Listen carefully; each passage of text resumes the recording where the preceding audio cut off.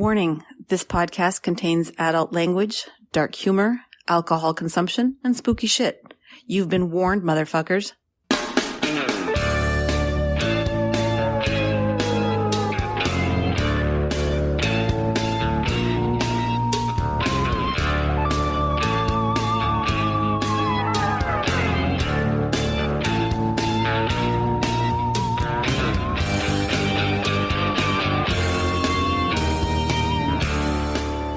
Are you ready to get spooked?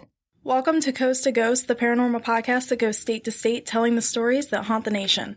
Drown your fears with an adult beverage as we visit Colorado in this episode. Pants are optional since they might get scared right off. We are your Coasties. I'm Heather from Ohio. I'm Sam from Indiana. And I am Lindsay from Alabama, which it's storming right now, and I apologize if you hear thunder in the background. And this is a very special episode because we have another Coastie with us tonight. Yay! Hi, ladies. Hi. Hi. Who are you? Where are you from? What's your deal? My name is Scott Fuller, and I am from Colorado. Oh. Which I'm assuming is why I'm here tonight. Indeed. You would be correct. Nice. Now, buckle up and enjoy the ride. Now you may speak. Okay. Thank you. I should know better. You know, I'm married, but am I the first man on this podcast? You are the first Yes. guest and first man. I am the first human on this podcast. That is all. Yes, that is we've true. had ghosts already. That tracks. You are the first human. You've Now popped I all wish of our I hadn't. cherries. Is that awkward? Too much? Yeah, probably. Just, That's what she said. as long as that was not an allegation, as long as that was more of a joke, then yeah. Of course. No, Of a joke. now there's pressure. I shouldn't have asked. So now I wish You're I hadn't setting the asked. standards. Yes. Okay, well, let's set them nice and low then. That'll be my goal. Thank you for having me, ladies. I really enjoy your podcast. I think it's a fun idea. I think it's... I was actually surprised to be creeped out in the first episode. That radio station story. I think it was Heather. You told No, that story, was right? me. No. Oh, the radio sorry. station was Lindsay, yeah. That was creepy. It was creepy. That was pretty fun. So I like this show. I'm glad you guys are doing this. And Yay. so my home state of Colorado, which I love, but I do, I can tell you I'm representing with my Coors Light tonight from beautiful Golden. It's, I lived in Golden for a little while, and I have a funny story about the brewery where they make all that beer in Golden. They used to let you drink on the job. Nice. If you worked at Coors. Oh, nice. Until a guy fell in. He fell into the beer vat and he drowned, and that was the end of the Wait. drinking at work. Did he fall in, or did somebody push his ass in? It sounds like he making died. them work too hard. Not everything They is a dragged him out of their conspiracy. house. So I actually find it easier to believe that at a work environment where you're just smashed, I find it easier to believe that you fall in and it didn't have to be a conspiracy. But on the other hand, if you were trying to get rid of a guy, that'd be a great Yes, it couple. would. There you Yes. go. It would. It would. But Now he's on our side. I do love Colorado, and I have one story to kick us off, if that's all right with you guys. Take it away. Go for Of it. course. Did anybody find Clinton dumb? No. Okay, good. I found Clinton smart. Clinton Dumb, D-U-M-M, I picked this case because it's from where I was born. I was born in Boulder, infamously in our genre, John Benet Ramsey, of course. But Clinton Dumb was a Boy Scout. He was actually quite the Boy Scout. He was an Eagle Scout. The thing about Clinton Dumb is that he entered the Scouts at age 38 as a Scout. Late bloomer? Yeah, he might have been in the Boy Scouts earlier, but I guess there's no age restriction on being an Eagle Scout because I feel like that could present. Yeah, that's what I was thinking. well, and Especially in today's society. and it certainly did because he might have been a pedophile. Yeah, actually. I saw that one coming. Jesus. But Yeah, he was actually there's your kicked. sign. He was kicked out when he was 48, I think. He was kicked out of Scouts. 48? But even after he was kicked out, he so loved his Boy Scouts that even when he was wearing a business suit, he would wear his Scout sash over his business suit. He died. Weird. Just a bit. He died in 1970, and he willed his home to his Boy Scout troop, Troop 71. After his death, the story gets even weirder, if it wasn't creepy enough already. The scout leader of that Boy Scout troop who inherited the house, the house had a race car in the basement. It was built in the basement. Like, I'm not sure if it was a full-size race car, but it was a large enough race car where they had to take it apart for it to be removed out of the house. And soon thereafter, after they took the new owner took the race car out of the house, the lights began flickering on their own in the house. Furniture started moving mysteriously around the house, and the infamous Boy Scout sash kept showing up, folded neatly on the bed. At least he folded Where did it come from, though? Clothes. Yeah, that's great. You walk in and your couch is just like scooting across the floor. Hey, So, I needed to Can you sweep put it over there? anyway. I need that couch over there. There is one more twist, one last twist in the story. Eventually, the belongings of Scout Dumb were bequeathed to the Boulder History Museum. And sure enough, as soon as they got there, the lights started flickering in the museum. And it's rumored that a young man often answers the museum's phone after hours when no one is there. Ooh. Oh, wow. So that's my Boulder, Colorado ghost story. Interesting. I was asking if they knew where the car went, then they can just like reunite all the stuff together and then it would stop, right? Maybe something to do with the car. The race car that the creepy old man Boy Scout dude had in his basement appears to have been the item that was possessed after his death or whatever was going on. Creepy old man Boy Scout dude. That's the name of this Yes. episode. The story, I mean, Yes. not to make too much light of it, because the story I told you is like a rated G version. There are some pretty disturbing I hate that. allegations that led to him leaving. Oh, We yeah, don't like no. that. But the don't do that here. Disney version was nice and creepy. Disney version. So I don't want to discuss anything Disney related with Heather. She's ruined Moana for me. Were Do you not here, remember the Lindsay? story she told us? That her friends were like Oh, banging yeah. during the Moana. I'm there. They weren't I'm my there. Okay, friends. sorry. I mean, I hope you weren't there. I'm with you, is what I mean. Uh-huh. Okay. Gotcha. Okay. Creeper. And for real, side note, this thunder is not even stopping. It's not taking a break. It's constant. So we're just going to use it as built-in ambiance. So, Nice. wow, Ooh, I heard yeah, that. I mean, I heard it's it not too just stopping. And the now. rain is like Love it. pounding against my window. So, you know. I think would it's make supposed to be sense. coming to us tomorrow. Yay! I'm gonna sleep Yeah, tomorrow night. it This is sounds amazing. nice. But of course, usually here it ends up turning into tornadoes. So hopefully it doesn't go that far. Go in the I can't, basement. I'm with the race car, recording. You'll be fine. After. Just bring him with you. Take us with you. We want to see it. There's I not want a much tour to of your say. house. All right. I guess we'll get into Do it. the Stanley Hotel. Yes? Yay. Yes. Okay. So the Stanley Hotel is located in Estes Park, Colorado, which is roughly like 7 square miles. It's really small. It has a population of 6,000. And according to Vanessa Ricchetti's article, 9 real-like haunted places in Colorado, the Stanley Hotel is number 1. Which, duh. Think about it, The Shining. So, Scott, you want to get into it a little bit? About the history of it? Apparently, if you experience real life ghosts and hauntings, the Stanley is where it's at in Colorado. Now, I've never been in there. My sister had something creepy happen. Sure. And Yeah, you guys do want to it. hear that story Ooh. quicker? Yes. Yes. Yes. So my sister's a journalist, and she was writing something for a magazine on the Stanley, kind of just like a travel destination kind of a thing. And she was there with my mom because she got a free hotel room there at the Stanley, but she was writing the article on it. And they do their thing in Estes for the day, whatever they did. And then that night, they went to their room, and they had to share. The thing about the room is there was only one bed. I think it was like, it might have been a king, but they had to share the one bed that they were in.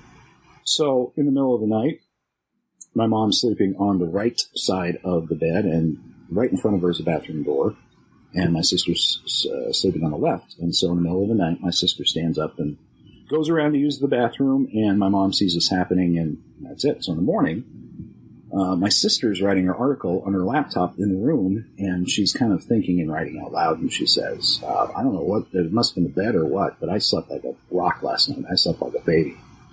And my mom said, except for, you got up in the middle of the night.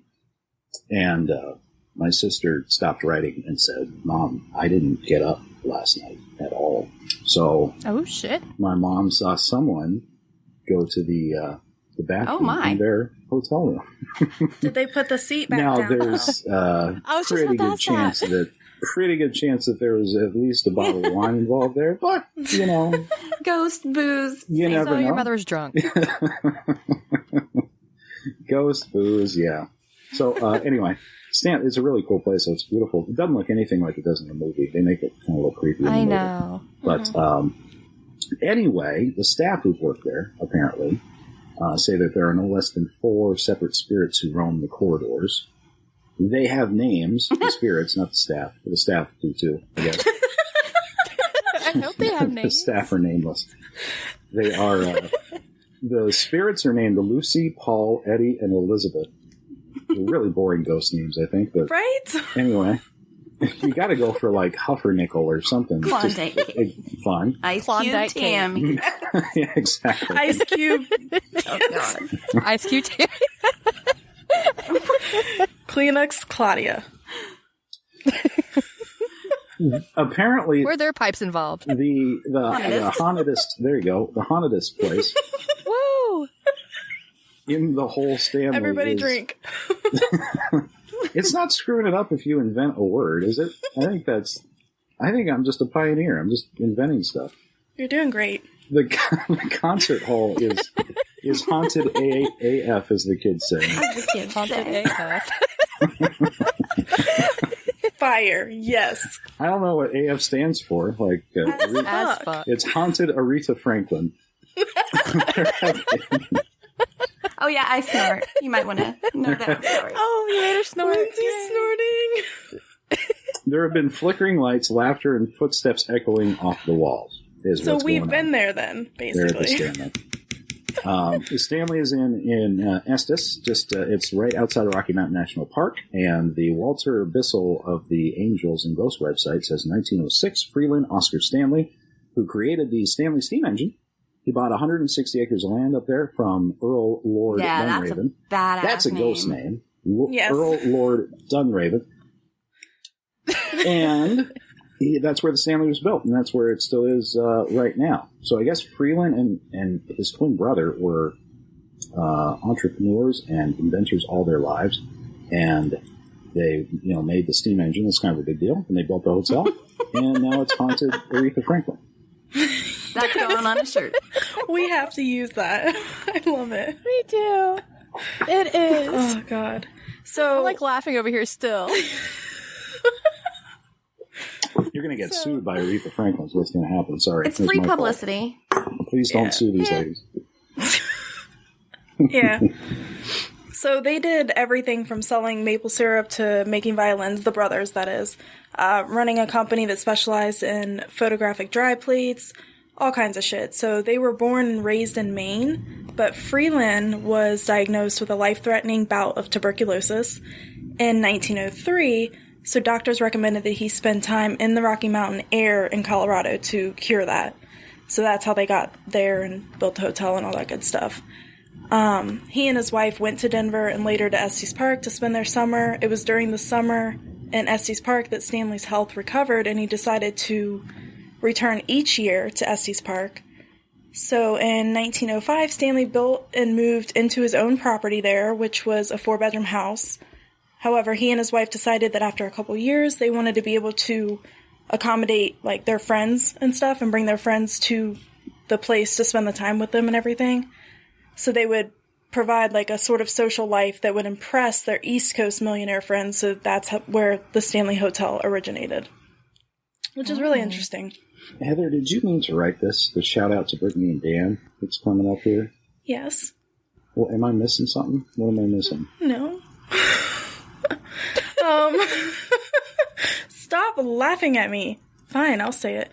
Okay. Make it easy. No, I So don't the get it, Stanley though. Steamer Like- Company. Okay, so Freeland and his brother Francis were the founders of the Stanley Steamer Company. Brittany, everybody who listens to Nature vs. Narcissism, they already know who Brittany is. She's a real true crime podcast lover. One of my best friends. She and Dan, her fiance now, actually met because they both worked at Stanley Steamer last year. Oh. Yeah. And he still works there, but yeah, so just congrats on their engagement.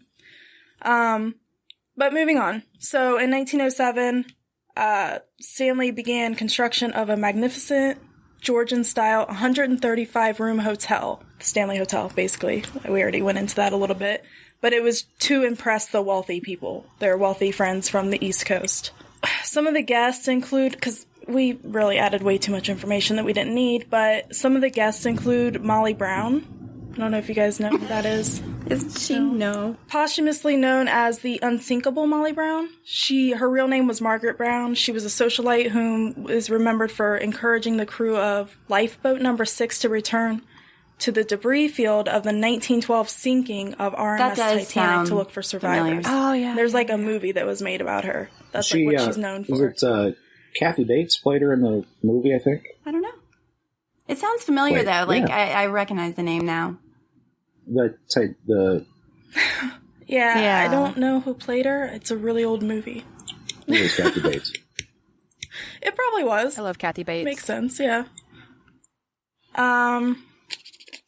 So another person that stayed there was John Philip Sousa or Sousa? Sousa. Yeah. John Philip Sousa. Okay, you tell us about him then. He was an American. No, was he American? He was a composer. Yep. And he did stars in Stripes Forever, Band Geek. Who? No, I'm kidding. And Theodore Roosevelt stayed there as well. President. Oh my God. As soon as she said president, I just wanted to punch her. AF. And now, Scott, if you want to get into our most famous Yes. guest. My man, Stephen. There goes Sam's pants. Sam's losing her pants. Not on screen. I knew it was going to happen, but I couldn't do that. He was wondering who was going to lose him first. Even wearing any to begin with, so... Do you think at this point with the pants it's like a Pavlovian thing where now that you're podcasting you have this urge to, because you've done it a couple of times, now every single time the pants are just going to come off? Yes, I think that would create a problem like in a live episode scenario. You think? One bit. Be like the creepy dude that's the Boy Scout at 43. Yeah, that's a no-no. I'm just riding in my race car, leave me alone. No. We do a live show. I'm going to wear like... Tearaway pants. And I'm going to like... Yes, and then underneath it's just going to be leggings. You guys can sell bathrobes. We should. I love sell it. bathrobes and everyone wears their bathrobes to the show and there you go. You can design them for us. I'm not sure if I'm to be in charge of the women's fashion around here. That'd be bad news. You know all about women's suffrage. You're good. Stephen King. Stephen King was a guest at the Stanley where he began to write The Shining Bear, but The Shining Bear is not the official title. But we've all heard of The Shining. We will get back to this in just a minute, though. Most visitors can access the Stanley by car. It's 5 minutes outside the park and 40 miles from Boulder. Dumb's race car down there. And about 70 miles from Denver. He was trying so hard.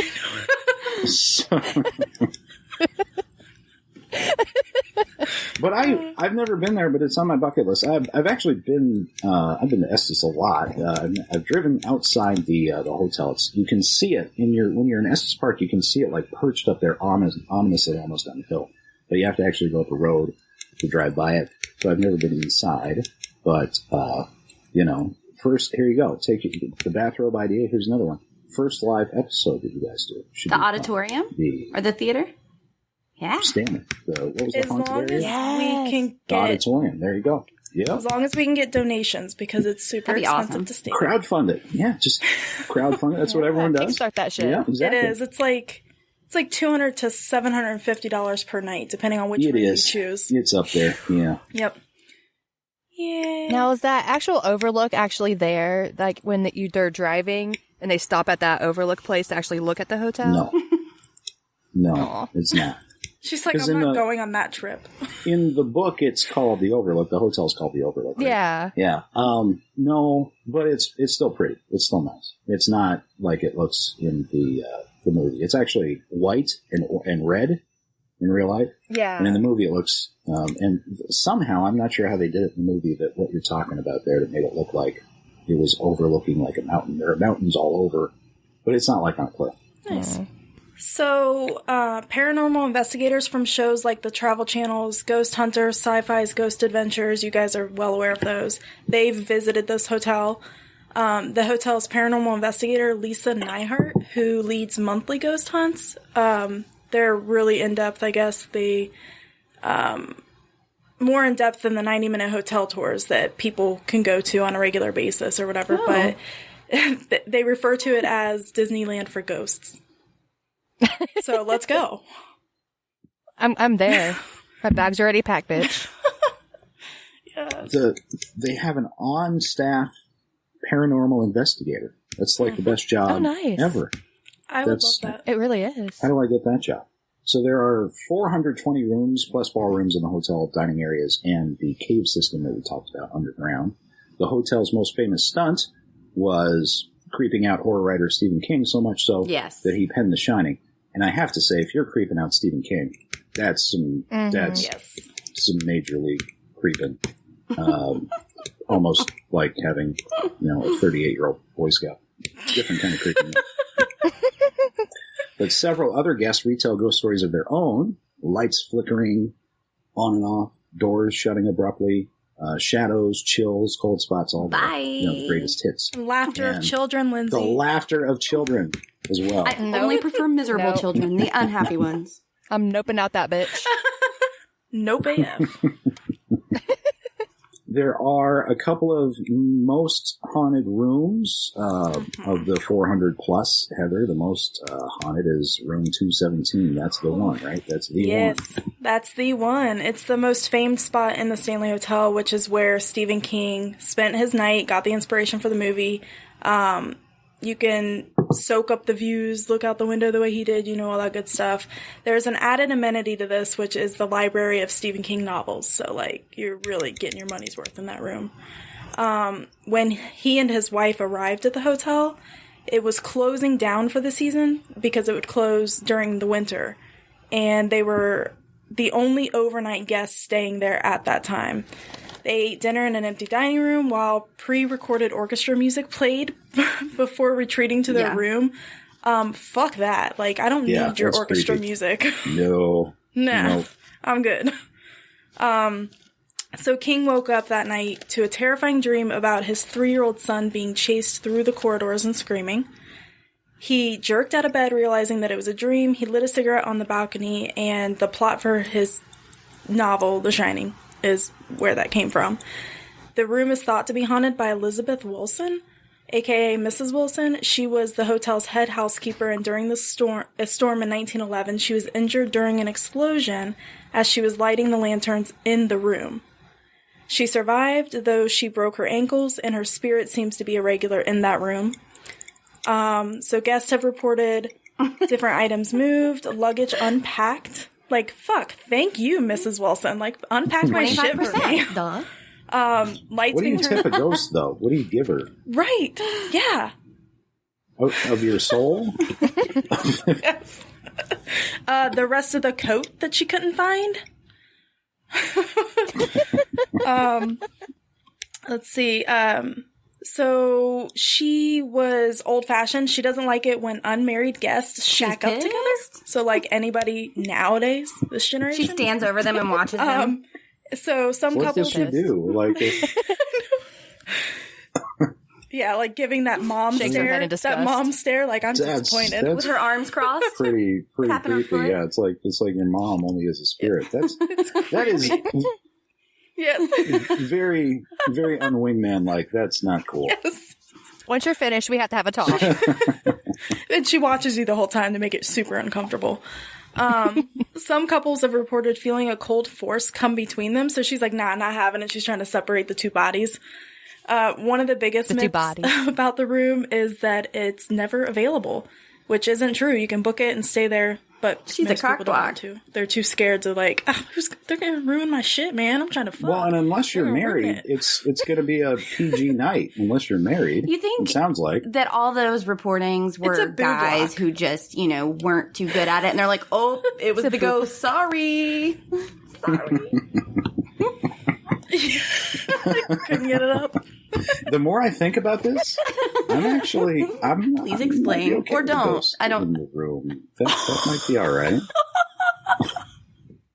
You know, I don't. No. I need to I know. feel like I need to know Nicole should now. be in on this conversation. You want me to go get her? We don't kink shame here. it's a YOLO thing. Like, right? It's a, Yeah. you know, hell, yeah.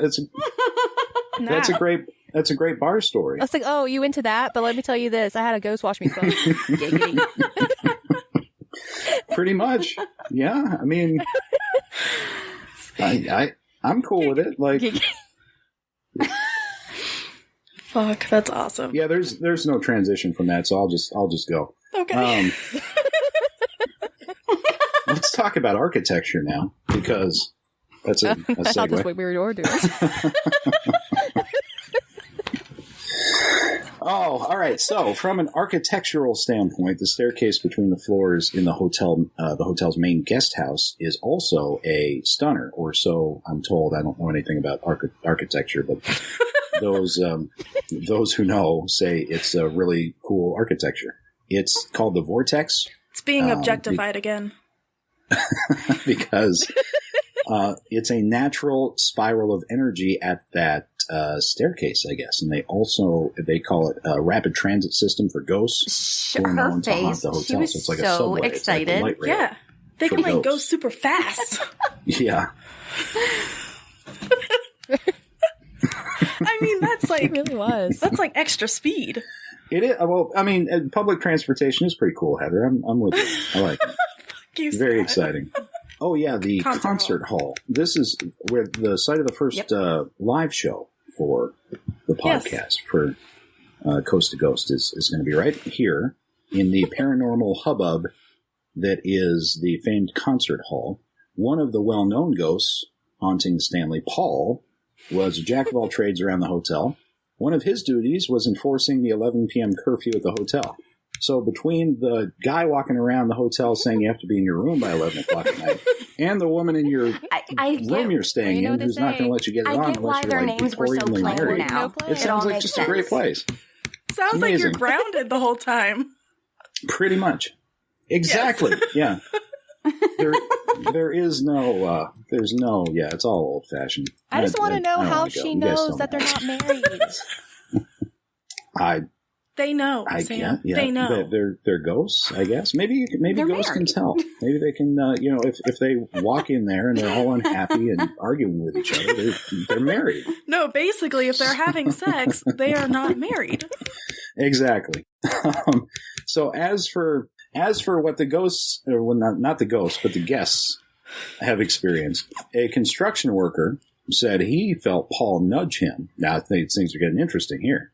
Now Paul nudges this construction worker while he was sanding the floors, and tour groups on the Stanley Hotel have also reported the flickering of flashlights for them as they see those down the hall. That's kind of creepy.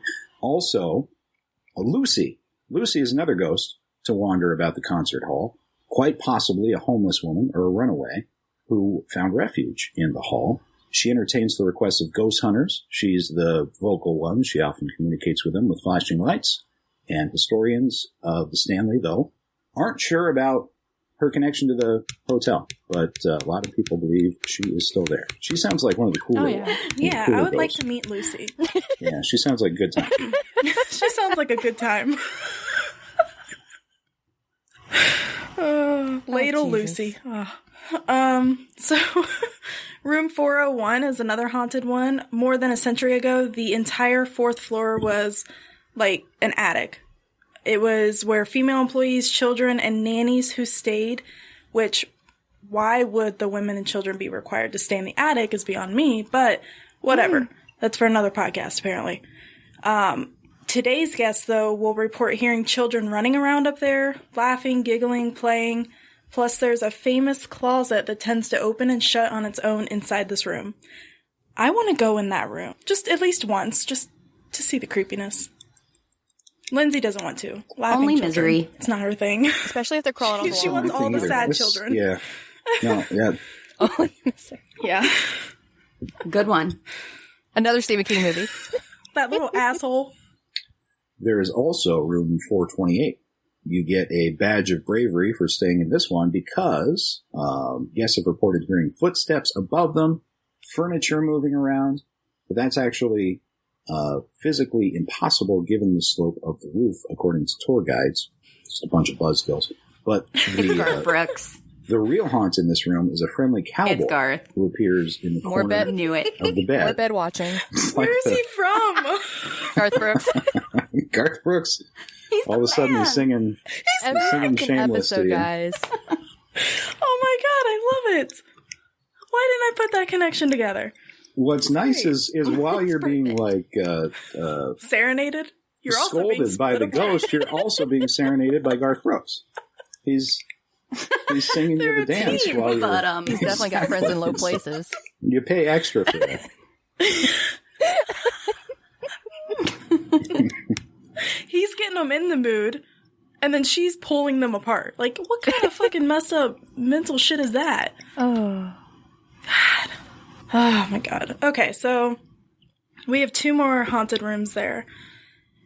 So the grand staircase, from antique mirrors and portraits, there's plenty to distract the eye on the grand staircase of the Stanley, which I think is probably beautiful. But it could also be a popular passageway for the hotel resident ghosts. And we've talked about the, public transportation system we have going on in this hotel. In 2016, a visitor from Houston snapped some photos on the grand staircase. And when they returned home and reviewed them, they spotted an apparatus at the top of the staircase. The thing that he doesn't remember anybody else being on the staircase at the time, as he was taking the photographs, the ghostly image of a woman is at the top of the stairs. Yeah, you definitely said So he doesn't remember apparatus. seeing anyone or anything on there. I'm assuming he saw an apparition, not Apparition? an apparatus. Apparatus. I Yeah. was hoping you didn't catch that. When you said apparatus, I was like picturing autocorrected like to a apparatus. a baby swing at the top of the stairs, or like a moving crane. It was the nannies. I noticed it too, but I Watching was the like, kids. Okay, all right. So it was an apparatus. You said it. God damn you, Scott. Let me have my autocorrect. This is a weird hotel. Apparatus isn't Garth Brooks. So, one more spot. If you go on the 75-minute night spirit tour at the Stanley, and you don't have to be a guest of the hotel to go on this, but you should book in advance. It's very busy. Your tour will come to an eerie halt at the end with a visit to the underground cave system. Workers moved about the hotel through the caves in the early days of the hotel, so it makes sense that this is a popular haunt. Skeptics will pass off the haunt as breezes from they the hang historic out with the piping cock block and the ventilation hall systems. monitor. But no one thinks those people are very fun parties, so who cares what they think. But, exactly, yeah. But have your hall underneath the pass? hotel is a higher than average concentration of limestone and quartz, which ghost hunters believe is, Nice. energetic Nicely or done. captures the energy or something like that. So I love that that movie, by the there way. is the Stanley nice. Hotel. Yeah. So go watch The Shining tonight and get all spooked. Great good movie. Indeed. Awesome It's so movie. good. Jack Such a good Nicholson. movie. I like it. Yeah. All right, Sam. All right. What's your story? So now we are taking a little drive down to Thornton, Colorado. I think it's south of there. Is it south of there? It is, yes. And it's east. It is out of the mountains. Yay. It is. So we are Southeast. headed to Thornton, Colorado, and we are focusing on actually an 11-mile stretch of road. So in the 17 to 1800s, mainly Thornton, Colorado was a bunch of farmland. And they had to have some mean of being able to transport the whatever they were growing at the time back and forth to sell. So they started making a path, which then became Riverdale Road. And along Riverdale Road, there were, cottonwood trees. And back then, during the hype of the Salem witch trials, they had actually hung several women that they deemed as witches along Riverdale Road in the trees. She sounded so Riverdale. irritated. Ugh. You added an extra L. I had to point it hate out. you so much.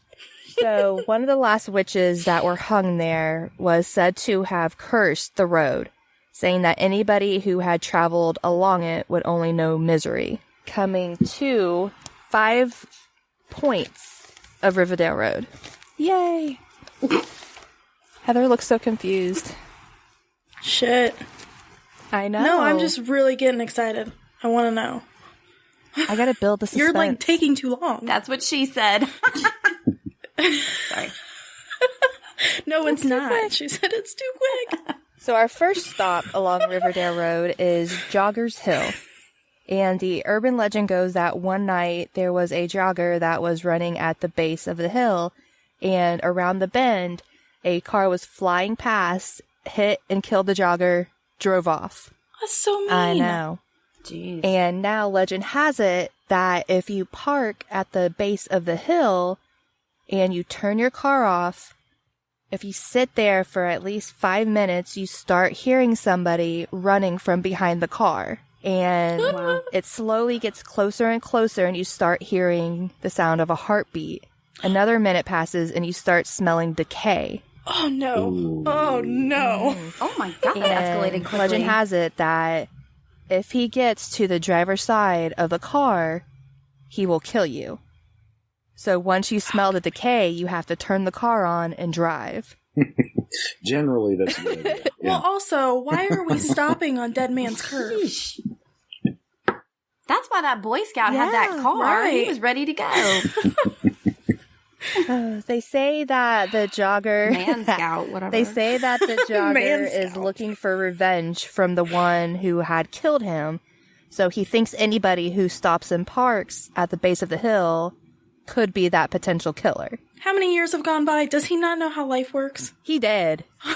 Right, but come on. They don't live in the same space-time Things aren't continuum working too anymore. Okay, fine. Carry on. The next one on my list, bitch, are the bloody handprints. Yes. Yay! It's kind of sad, no. though. I'm sorry. So, legend has it that a boy was walking to school when he was hit and killed by a car. Yeah, I know, it's sad.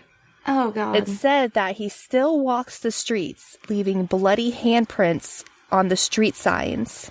And he leaves the message, please help. They said that they have painted over the signs my. numerous times, Yeah, that's scary. but you can And sad. still see the faint outline of a handprint. I'm very uncomfortable. Wow. Can you continue? Where is In this? Thornton, Colorado, along Riverdale Road. Oh, they're both in. Oh, it's Yep. the same road. It's all Yeah, on the same okay. road, yeah. This is all the same road. Sounds like they need to shut the fucking road down because people keep hitting people. Just Right? wait. Add a light or something. The flickering one, you know. Shit. I meant like a stoplight. Not like a random ass light. Oh. The next on our list is the Phantom Camaro.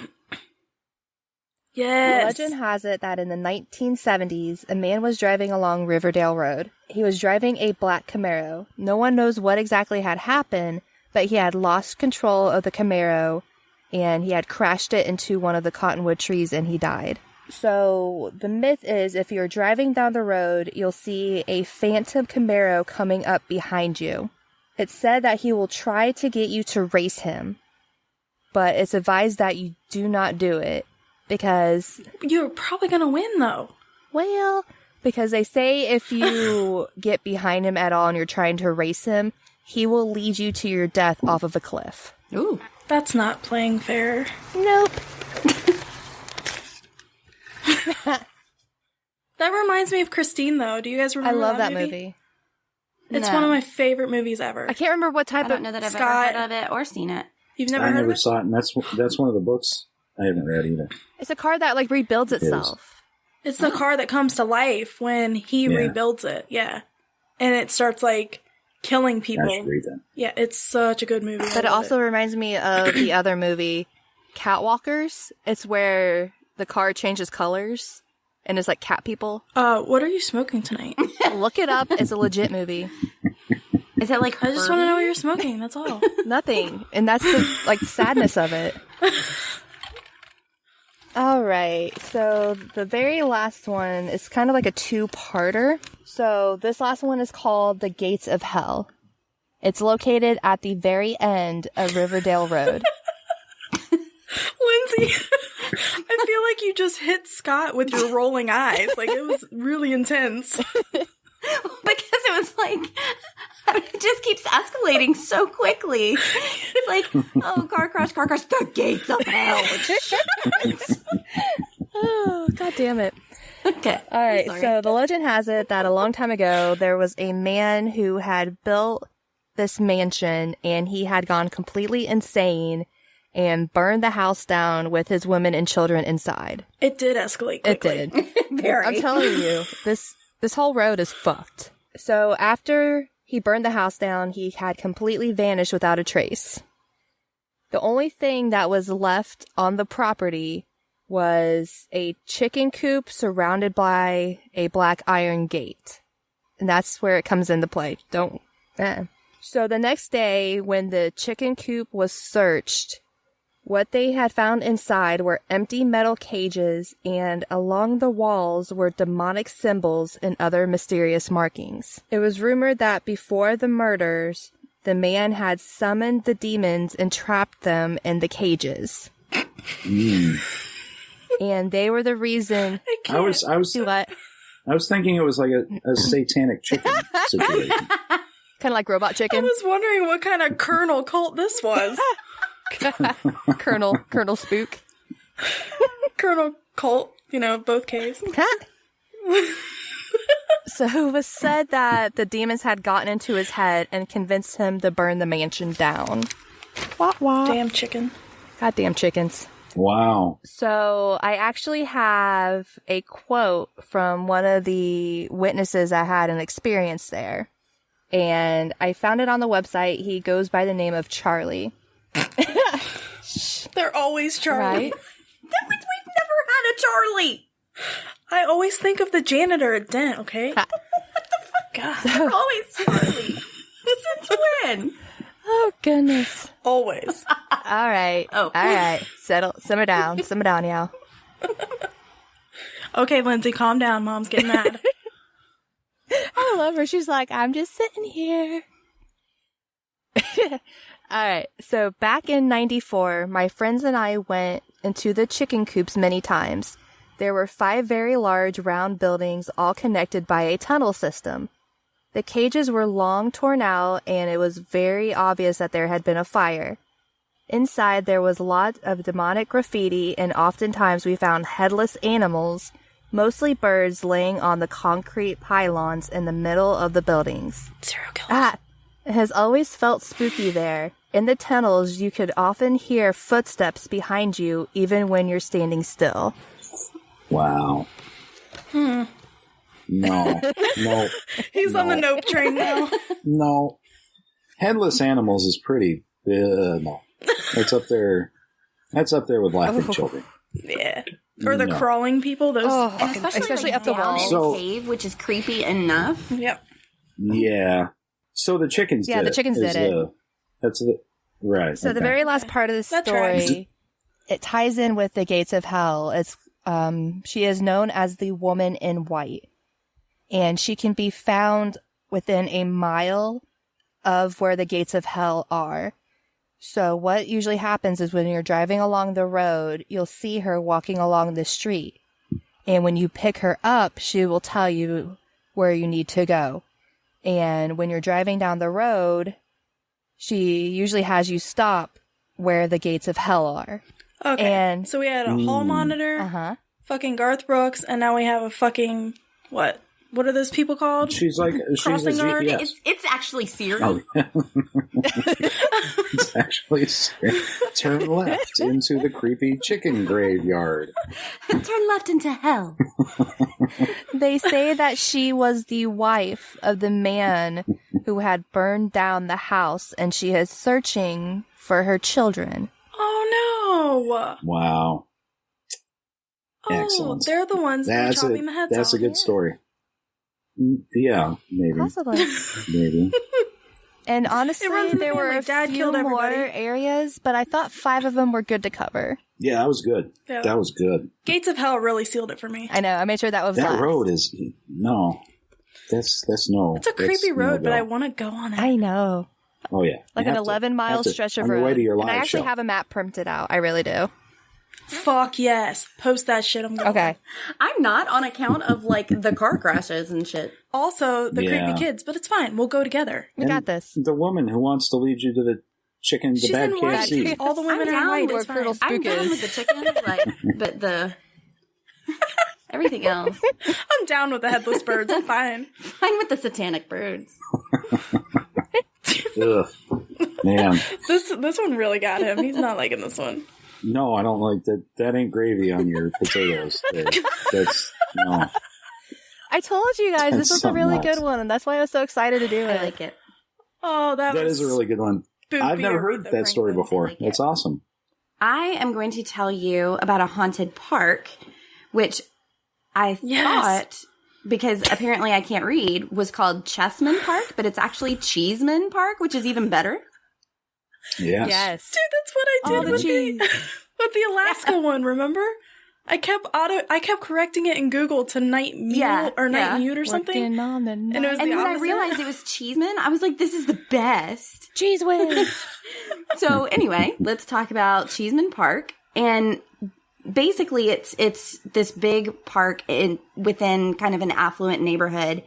And it's named for a businessman named Walter Scott Cheeseman. I want that name. And it's in Same. Denver.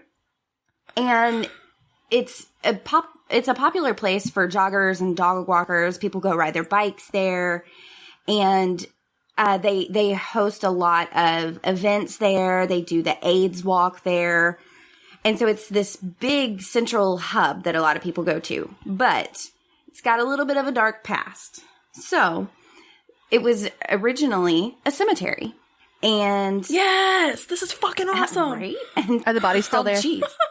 What? I said, are the bodies still there? Hold please. We're getting to Hold it. please. God damn it. Sorry. I got too excited. Spoiler alert. Wait your turn. Premature spectral. All right. So it used to be Mount Prospect Cemetery, which was opened in 1859. And when the cemetery opened, it covered 160 acres, so big area. And at the time, cemeteries, and I didn't realize this, they're not like they are now, where it's just it's a very somber place where you go and just kind of visit. Back then, people would go walk there. They would have picnics there. I mean, the cemetery itself was almost like a park. So, I mean, it makes sense. There's space yeah. there. Go hang out with Grandpa. I mean, I So- used to do that when I was a kid. When it first opened, the first burials that happened there were the victims of a murder. There was an immigrant named John Stoffel, and he came to Denver to settle a dispute with his brother-in-law, and things escalated, and he ended up killing him. So after he killed his brother-in-law, he was dragged off by a mob, and they hung him from a tree, and they just left him there for several days. So he's just rotting on this tree. Rude. Oops, left my Yeah. So they were the first victims to be buried there. So not off to a great start, not really peaceful, not setting a peaceful stage. So it kind of, since the area was so big and the first 2 victims were because of murder and all that, further murder victims who came later started being buried near them, which was in the lower sections of the park. So it was almost like a segregated based on type of death, so to speak. Oh shit! So like the murder victims were here, the cancer victims were here. Yeah. So that of type course, thing? you know, and if you've been murdered, there's a lot of very restless spirits in that area. Oh, Yeah. fuck. So, it was the place to be buried for several years. But of course, as society evolves, new cemeteries start being built closer to town. And this became a less practical burial place. People had to drive further out and they stopped going there. So By the 1880s, it was basically run down, and the city said, hey, we got to do something with this. So the city bought it for like $250. Again, that was a lot back then. And they decided to turn it into a park. Can I buy a cemetery I don't for think so. $250? Okay. But there's Just one checking. problem with this plan. You've got to do construction. What are you going to do when you unearth all these bodies? So, Here's the thing. You don't unearth but them. you're about to dig up and put in all sorts of... You just concrete One it, would really. think. I think that's yeah, what but goes we're on back now. in the 1890s. Just slab over it. And that's how Poltergeist started. All right. Yeah, it's true. But yeah, we're back in the 1890s. You know, it's not Case like they can solved. just Yeah. pour out a dump truck. But so they've got 5,000 bodies that they need to deal with. Okay, yeah, 5,000. Holy crap. That's a lot of bodies. So at first, the city said, you know, if you have a loved one buried here, we will give you a free plot or a free burial plot at another graveyard. So they're thinking everyone's going to take advantage of this. Well, only 700 bodies ended up moved. So they've still Oh my god. got more than 4,000. So to move the rest, they hired an undertaker named E.P. McGovern. And they tell this guy, they're like, we'll pay you $1.90 per coffin to move these. Again, a lot of money back then. But Okay. of I'll trust you. That's so weird. How was work today, honey? Yeah. Moved a lot of coffins. I want his name, though. McGovern. His name's pretty good. But of all the people to hire, it turns out that this dude was complete psychopath. You don't say. Go figure. What are Was he the fucking the odds? body? No. Okay, so he's not that bad. But Okay, he came up good. with a plot to make more money from this. So he's like, you know what? If I am moving these bodies to a new plot, the bigger they are, the harder they are to move. The smaller they are, the more I Cuts can them up. move in a day.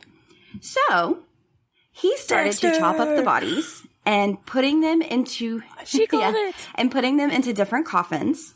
So soon there are just body parts and discarded coffins and just whatever just thrown all around the park. Dude. Oh, Yes. crap. Now so it's the a city mess. is like, okay, we've got to do something. So they pulled him off the job, thank God.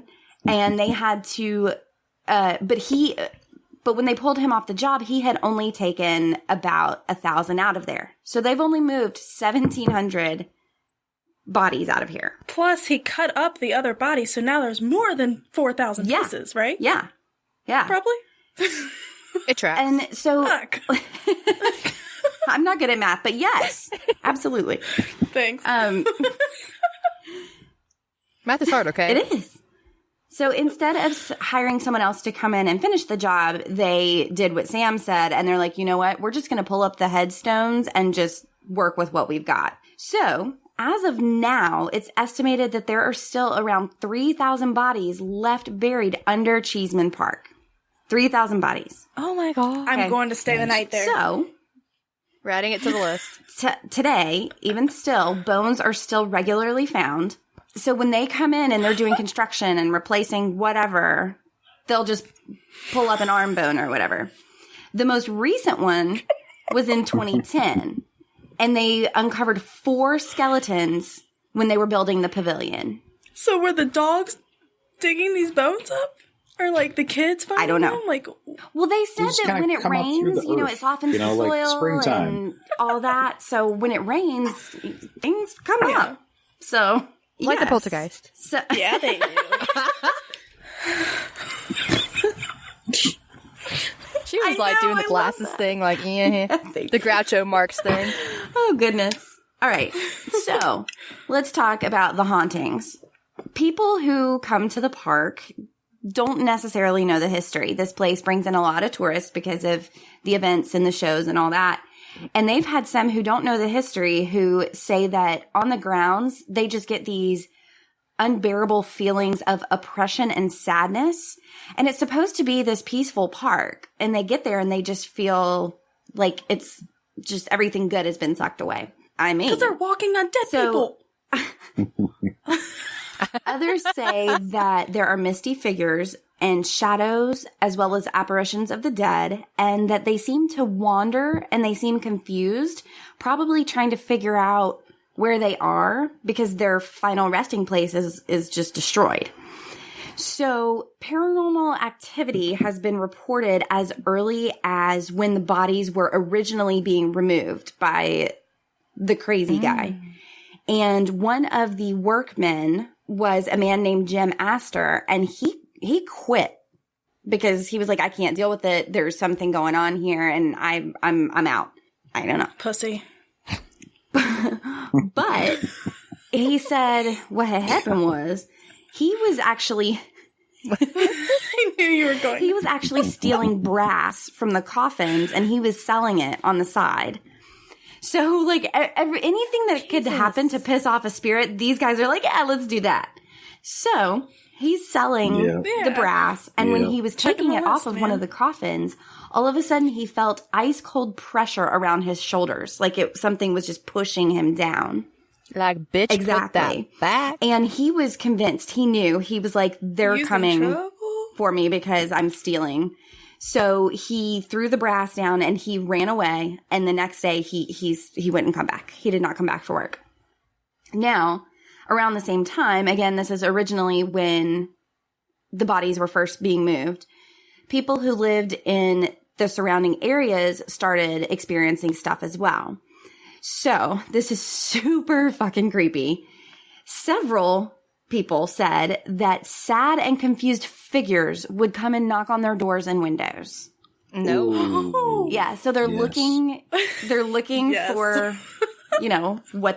where they think they're supposed to be.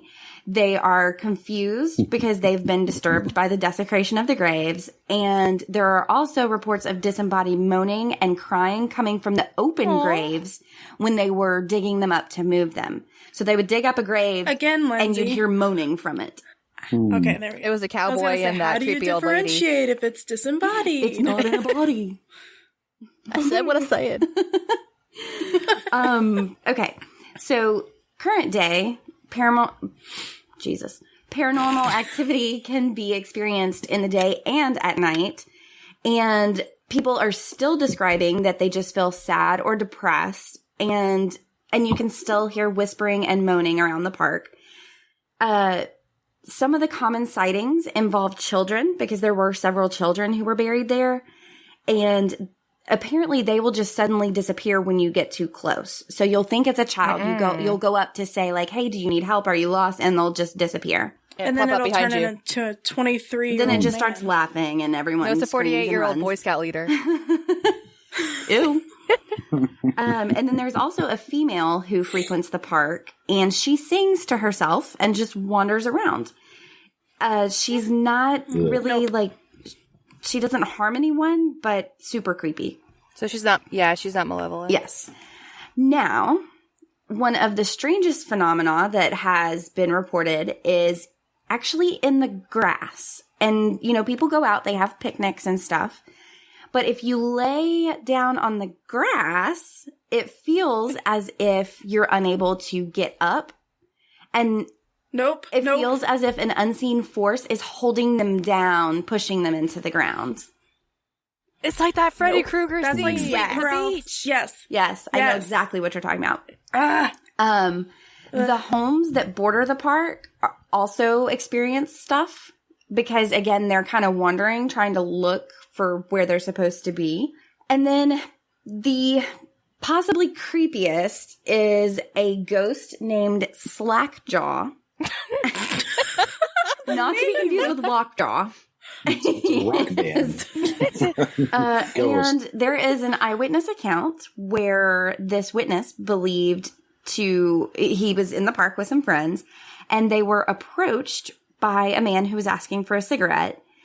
And this guy who asked for the cigarette then says, hey, have you seen them? And he's in a hospital gown. He pulls his hospital gown to the side and shows these gaping wounds as if he's saying, have you seen them, the people who did this to me? Oh my God. And they asked him, hey, are you okay? Are you supposed to be in the hospital? And he said, no, they threw me out because I had no money to pay. Well, then this guy just disappears out of nowhere. They're standing next to him, talking to him, thinking that he's just an injured man. He disappears. And that's when they realize, wait, there's not even a hospital around here.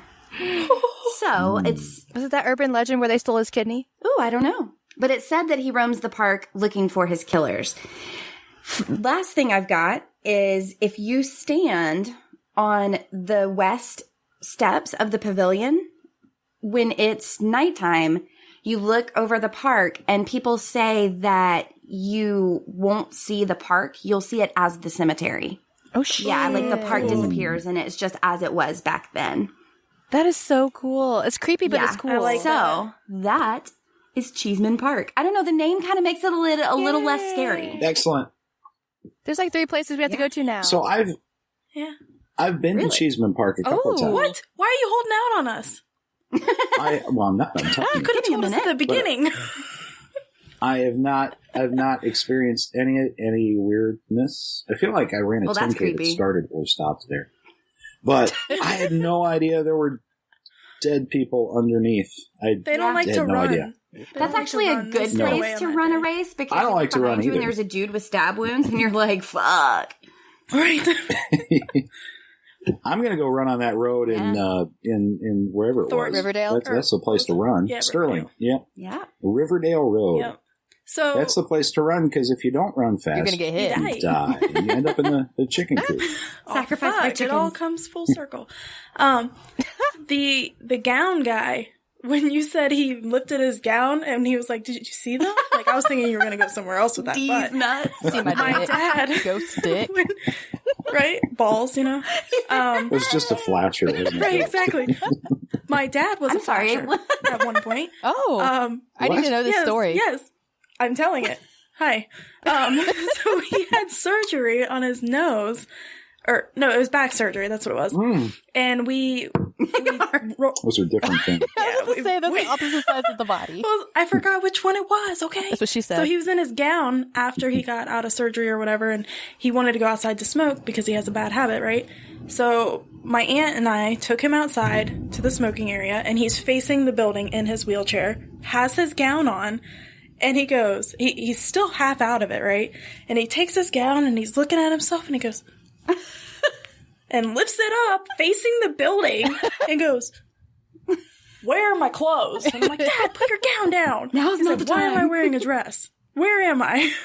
Yeah, I'm like, "Dad, you have nothing on." He's like, "Well, then That's where'd you why put I want my clothes. It's not my fault." Exactly. I'm so glad I was behind him. Oh, I Nice. love it. Yay. So guess well, what, not guys? creepy, but funny.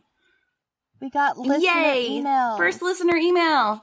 Yay. Yay. We have a few, but I'm not going to keep you all by reading them all. We'll spread the love out. But so the very first one that we actually got was from Melissa Cummins. She is the host of the Haunted Ride. So guys, if you I thought haven't, she sounded familiar. I Yes. know. So guys, if you haven't listened, go listen. Right meow. It's good. Right, meow. Right meow. You just say meow?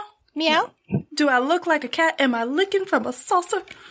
Am I jumping all tree to tree and all wibbly nibbly? What the fuck is going on? Yeah. Super Troopers. Oh my goodness. Any motherfucking way.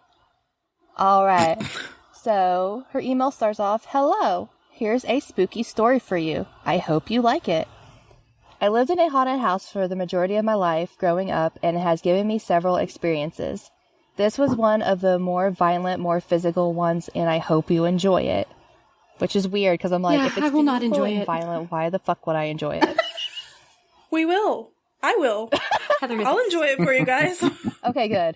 All right. The house I lived in had 3 bedrooms. The first was my mother's. The second, most of the time, was mine. And the third bedroom held a portal in the closet. Right? Excellent. Again, this escalated really hell. I have fucking a photo in fast. the Yeah, closet. like the gate to hell. Yeah. It really did. To Narnia, Whenever he I said. Most of the time, the room was hers. Oh, God. I just was like, wait a minute, a portal? God damn. Whenever I slept in my bedroom, I noticed the activity was worse when I slept in the third bedroom.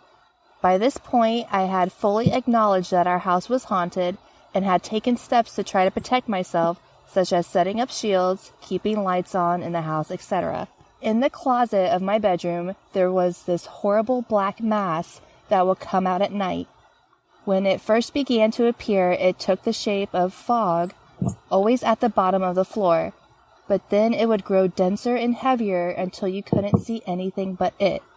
It was only about 3 feet tall, but it spanned the entire closet in width and was blacker than the blackness surrounding it. Well, I don't remember... What? I'm sorry, it's like a really obese 6-year-old. That's what it sounds like. It was the kid that was eating the cake in Matilda. Yes, So he forms he comes out of the closet as a mist and then forms and coalesces together. And all of a sudden you see this wide child who says, "Where are the donuts? Give me the donuts." Oh, God damn it. Send him to the chokey. Into the chokey. That wouldn't be so scary. It'd be something. But... Oh, okay. It was I'm so sorry. No, Continue. you're fine. It was only about 3 feet tall, but it spanned the entire closet in width and was blacker than the blackness surrounding it. While I don't remember physically seeing eyes, in my mind's eye I could see them. They were white, and the look on its face was just menacing. And it clearly said, "The second you slip up, I'm going to hurt you." Because she's eating all of his cake. Oh my God, Melissa, we're not laughing at you. We should not fat shame the apparitions. They're going to get mad at us. They couldn't help it. Bring it on. Okay. Oh my God. On the night this event happened, I wasn't feeling very well and had slept almost the entire day, only waking up to That eat. triggered it. I know what you're thinking, Heather. Shut up. Leave me some fucking food. This meant I did not put up my shield, nor turn on any of the lights I would sleep with. At 3 a.m., I woke up and realized the entire room was dark. I turned on one of my lights, tried to go back to sleep, but couldn't. I don't know. For some reason, I wanted to change my purse, which meant I had to go into the closet. I was nervous knowing the energy was in there, and it really seemed like a stupid idea to go into the closet, but I was bored, and it was something I really wanted to do. I bet it made her want to do it. You know what I'm saying? Yeah. Like she felt that compulsion. Mm-hmm. Yeah. Yeah, like, come in here Yeah. type thing. And she's like, I really am scared, but I'll do it. Like, I really should be sleeping at 3 a.m., but I really need to change my purse so it matches my outfit tomorrow. But that Prada bag is cute. Wait, how old was she again? 6? Melissa? Was she a kid? No, at the time of the story, how Yeah. old was Oh, she? it doesn't say. Oh, okay. It sounded like she was a kid this whole time. Sorry. I waited for a while and finally got the courage to go in. I flicked on the closet light, pulled out a purse, and something in me told me to move. It shouted at me too, and the second I did, the entire closet shelf came crashing down. It was so loud, it woke my mother, and then boyfriend, so she had to be in her teens, I like guess. a child. Yeah. It woke my then boyfriend up, and they came running in to find everything on the floor and the shelf exactly where I had been standing. It had been pulled. See, it made her go in there It then. did. Mm-hmm. It had been pulled out of the wall, but the screws which held the shelf were still in place. Dang. My mother did not believe me when I told her what happened, but it was her boyfriend. Her mother's boyfriend? Yeah. Okay, so it woke my mother and then okay, I get it now. Alright, my mother did not believe me when I told her what happened, but her boyfriend did because he couldn't explain how a shelf could be pulled out of the wall when all of the fastenings were still in place. Thank you so much for taking the time to read the story and for your amazing podcast. Have an amazing day. I love her. She's awesome. She is awesome. And if you haven't, guys, go check out her podcast. That's For creepy. sure. It tried to, like, smash a shelf on her. That's scary. Like, she really needed to change that purse out, though. I mean, Yeah. gotta match your pajamas. Yeah. For those who wear That was a pajamas good to one. bed. Yeah, what's that? That was a good one. It really It was. was. So, guys, listeners, if you have Send us your stories. Yes, send us your stories. You can send it to us via email or Twitter, but mainly email because we really don't check our Twitter messages. I'm so bad on that. You are such a liar. You are all over that Twitter. You guys are someone's all over. Sam. It's Sam. Yeah. She's got a knack for it. I was gonna do Twitter, and then like before I knew it, like I would go on to post, and Sam had like 10 of them, and I was like, oh well, shit, she's like, she's really good at it. She's got it. She's very engaging. Yeah. It's good. It's good. But what I meant was really like I can keep them organized via email. Yeah. Yeah. So guys, if you want to send us your emails, send us to CoastToGhostPod. That's Coast with the number 2, ghostpod@gmail.com. We'll love to read them on the show. And you'll get our real reactions because we did not read these. Yes. This is the first time I'm reading this. Right meow. Yeah. Right now. Cool. What else do we have? Do we have... Oh, what else merch. do we need to... We have merch. It's super cute. Sam made some Sam really is also adorable the designs. one behind that. Yay! I tried. Because she also made our logo, so she's got a little hidden talent there. A little bit. But where you can find our merch is at Society 6, and then you just search Coast for Ghost. No, Coast to Ghost. No, you don't do that. Nope. You don't. Sorry, guys. I've been drinking since She drank one spritzer. no, I had one White Claw before I left, and then we went Easter egg hunting at our friend's house, and she made vodka blue raspberry slushies. Ooh, yum. And you didn't invite us? I mean, if you wanted to travel all the way here, I've been down. Bitch. And then this is my second White Claw, so I'm feeling pretty good. And also the merch site, that's a 6, like the number 6, not SIX, right? The merch website. Yes. Oh, it's a number 6. Number 6. Number 6. She's so confused. Sorry, I was just traveled super back in time. confused. Thanks for coming to our dead talk. Put your pants back on. You want to do it? No, I don't remember the rest of it. I don't Me either. So put your pants back on and grab a water. Some Tylenol, maybe. Yeah, that's a good ending.